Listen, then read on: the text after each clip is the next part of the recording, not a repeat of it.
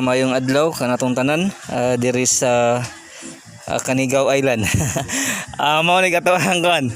Ato ang agpintor diri sa ato ang isla si Sir Macre. Okay guys. Na jadi kuan guys, katalent-talent aning pagkuan guys ba. Kung na mo ipapintal pakjawon.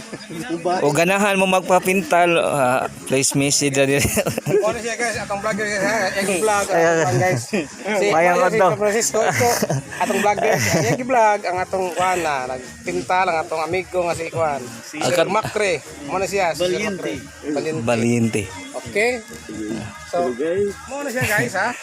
Ayan guys, single. Ready to mingle. Si kuan kana siya, si Leo mo na yang kuan.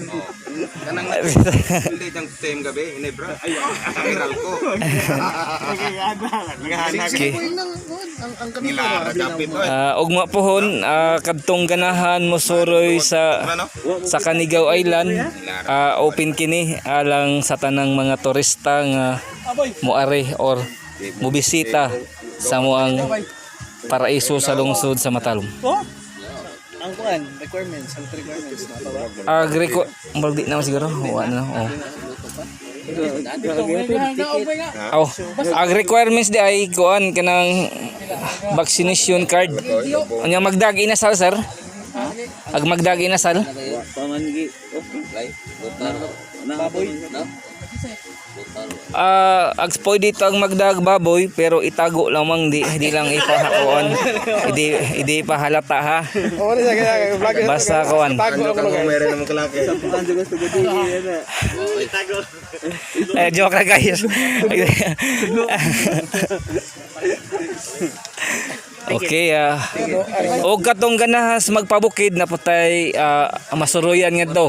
Adon na tay hito og cave na entrance 20. O ganahan pa mo mas layo nga liguanan ato at moadto tas magungong spring water. Mao po to ikatulo nga tourist destination diri sa lungsod sa Matalom. Atong suportahan o atong ipatronize ang ato ang Matalom tourist destination aron mas mudaghan pa ang bisita. Og na mo yung mga kaila ato lang dalhon niya.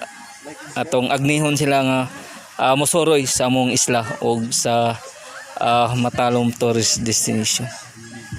Daghang salamat o God bless kaninyong tanan nga mobisita sa Matalom tourist destination.